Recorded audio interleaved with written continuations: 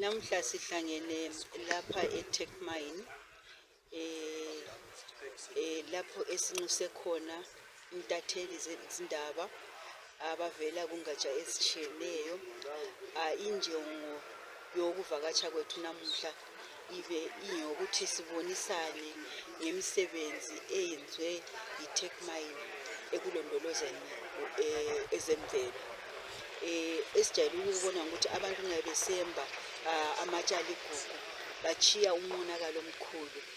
Kwezinye indawo sibona izintaba lezi ezemotolo, sibona izintaba zamatshe, sibona izihlahla ziganyulwe kugejiwe.